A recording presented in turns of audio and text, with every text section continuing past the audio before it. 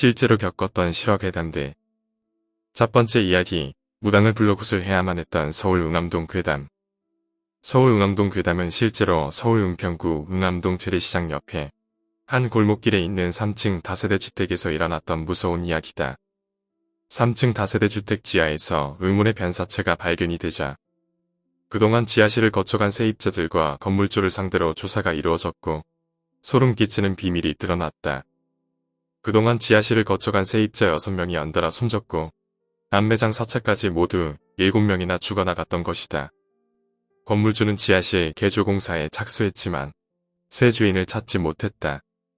그래서 이참에 지하를 원룸으로 개조를 해서 새를 놓기로 결심을 했고 8월 17일 오전 공사를 시작했다.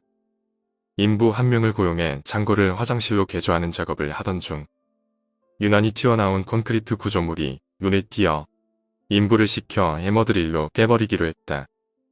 근데 돌을 깨는 순간 난데없이 파리들이 몰려들었고 역한 냄새가 올라왔다. 그리고 콘크리트 덩어리가 깨지면서 이상한 물체가 발견되었다. 겹겹이 비닐에 뭔가가 쌓여져 있었는데 다름 아닌 겨울 점퍼 차림의 여자 시체였다. 소스라치게 놀란 건물주와 인부들은 곧바로 경찰에 신고를 했다. 오후가 돼서야 콘크리트에 짓눌린 사체를 꺼낼 수 있었다. 시체는 여러 해가 지난 것으로 추정되었고 시체가 부패되지 못한 채 미라처럼 바싹 말라 굳어 있었다고 한다. 그리고 얼굴 반쪽은 콘크리트의 무게를 견디지 못하고 심하게 일그러져 있었다. 경찰은 세입자들과 건물주를 상대로 수사를 시작했는데 1992년 건물이 완공된 이후로 지하를 거쳐간 5명의 세입자와 8명의 종업원 등 14명 가운데 6명이 줄줄이 죽었다는 것이다. 원래 이 집터에는 문구점이 있는 단층 건물이었는데 그때부터 지하 1층은 소규모 공장이나 일반 상가로 이용되고 2층과 3층은 가정집이 입주했었다.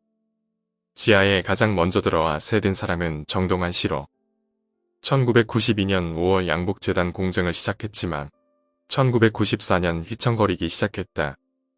주변 사람에게 1억이라는 빚 보증을 서주는 바람에 빚더미에 올라앉게 되었다고 한다. 이 때문에 우울증에 시달린 정 씨는 1994년 6월 공장을 그만두고 대전의 한 기도원으로 요양을 떠났다. 근데 3개월 뒤 갑작스레 목을 메어 자살하면서 이 건물 지하를 거친 첫 번째 사망자가 되었다. 다음으로 지하층을 임대한 사람은 김문호 씨로 죽은 정동환 씨의 재단사로 일하던 종업원이었다. 정동환 씨가 갑자기 기도원으로 내려가자 얼떨결에 공장 운영을 맡게 되었다. 기도원으로 내려가기 전 정동환 씨는 김문호 씨에게 만약 나에게 무슨 일이 생기면 전세금 1,300만원 가운데 900만원은 내 부인에게 전해주고 나머지 400만원은 당신이 가져라라는 말을 남겼다고 한다. 김문호 씨는 이를 근거로 당시 집주인에게 전세금 반환을 요구했다. 하지만 집주인은 돈이 없다며 당신이 세를 놓아서 다음 세입자에게 받든지 하라며 요구를 거절했다. 그리고 2년 후 김문호 씨는 세입자 이성재 씨를 통해서 전세금을 돌려받을 수 있었지만 2001년 3월 암으로 목숨을 잃고 말았다. 김 씨의 뒤를 이어 지하에 입주한 이 씨는 스웨터 홈털실 공장을 운영했지만 2년 후 수지가 맞지 않아 돈을 벌지 못해 그만두었다. 같은 해 9월 네 번째 세입자인 한 씨가 들어와 옷가게를 운영했다. 지하는 옷 보관 창고로 활용했다. 그런데 한 씨와 세 번째 세입자 이 씨는 내연의 관계였다고 한다. 지하실의 마지막 세입자는 김도경 씨였다. 종업원 9명을 두고 스웨터 옷감 공장을 운영했다. 그런데 이때부터 이상한 일들이 벌어지기 시작했다. 종업원 가운데 홍 씨는 교통사고로 사망, 신 씨는 간암으로 사망, 그리고 이 씨는 폐암으로 사망했고 친구였던 최 씨마저 당뇨로 목숨을 잃었다. 같은 지하실에 입주했던 사람들이 줄줄이 죽어나갔다. 소문처럼 변사체 여인의 원혼과 관련이 있었던 것일까? 우연의 일치였던 걸까? 그 당시 공장에서 야근을 할 때나 잠을 잘 때 여자 웃음소리나 아이의 울음소리가 들리고 가위에 눌리면서 젊은 여자의 모습을 봤다고 한다. 또한 그 지하를 둘러싸고 주변에서 여자 귀신을 봤다는 소문이 나돌기 시작했다. 최근까지 지하세방에서 살았던 안 세입자는 들어왔을 당시 93kg이었던 몸무게가 62kg까지 줄었다. 그 이유는 불면증과 가위 눌림 때문이었다. 매일 밤마다 어떤 여성이 목을 조르는 등에 시달렸다. 한쪽 방에만 들어놓으면 목을 조르는 듯한 느낌의 한기를 느꼈고 그 방의 거울을 볼 때마다 머리를 풀어 헤친 여성의 모습을 본 게 한두 번이 아니었다고 한다. 더 이상 견딜 수 없었던 세입자는 무당을 불러 구술했다.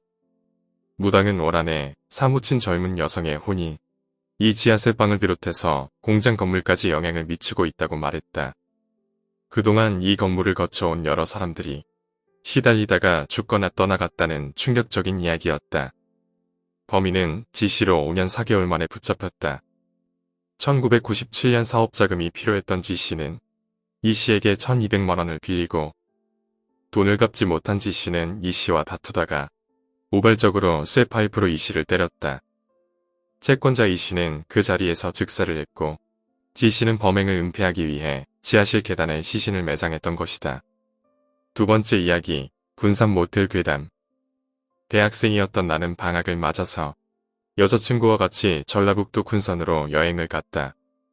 며칠간의 여행인지는 나도 기억을 못하고 여자친구도 기억을 못한다. 첫날 있었던 모텔에서의 이야기다. 여행 계획 없이 군산 버스터미널에 도착했는데 날이 저물어 서로 피곤해서 버스에 내리자마자 바로 터미널 근처에 있는 모텔을 잡았다. 숙박이 목적이라서 이것저것 따지지 않고 근처에 있던 숙박업소로 들어갔던 게 화근이었다. 모텔에 들어가고 나서 이것저것 한 뒤 꿀잠을 자고 있었는데 잠에서 깨고 말았다. 옆에서 자던 여자친구가 뒤척이면서 일어났는데 그 인기척에 살짝 깼다. 살짝 눈을 뜨니 여자친구가 침대 옆을 돌아서 화장실로 가는 순간 그 뒤로 검은색 그림자가 여자친구 뒤를 따라가는 게 보였다. 여자친구의 그림자가 아닌 따로 손발이 움직이는 검은 그림자였다. 눈, 코, 입만 없었지 흡사 사람과 똑같았다. 난 귀신도 믿지 않고 과학적 근거가 없는 현상을 믿지 않았지만 지금 이 순간은 느낌이 이상했다. 그 순간 잠에서 확 깬 나는 침대에서 뛰쳐나가 바로 화장실로 가서 문을 열려고 문고리를 돌렸으나 문이 열리지 않았다. 그리고 그 안에서 중년의 남자 웃음소리가 들렸다. 여자친구의 이름을 외치며 문을 열라고 소리쳤지만 아무런 대답이 없었고 문은 열리지 않았다. 그래서 어깨로 문을 밀어서 문을 부셨는데 여자친구는 온데간데 없는 텅 빈 화장실이었다. 다시 나는 침대로 돌아갔는데 여자친구가 침대에 서서 나를 보며 입이 찢어질 듯 미소를 보이고 있었다. 2년 가까이 사귀었는데 그런 표정은 처음 보았고 소름이 끼쳤다. 그렇게 여자친구는 잠이 들었고 나는 뜬 눈으로 밤을 지새며 날이 트자마자 여자친구를 깨워서 그곳을 빠져나왔다. 모텔을 나가면서 여자친구에게 물어보니 기억나는 게 전혀 없었다고 한다. 여자친구가 겁을 먹을 것 같아서 그 이상 말을 하지 않았다. 나중에 알아보니 그 모텔은 살인사건과 자살사건이 수십 년간 수차례 일어났던 모텔이었다. 오늘 이야기는 여기까지입니다. 오늘 이야기가 재미있으셨다면 구독과 좋아요, 댓글 부탁드립니다. 댓글은 저에게 큰 힘이 됩니다. 감사합니다.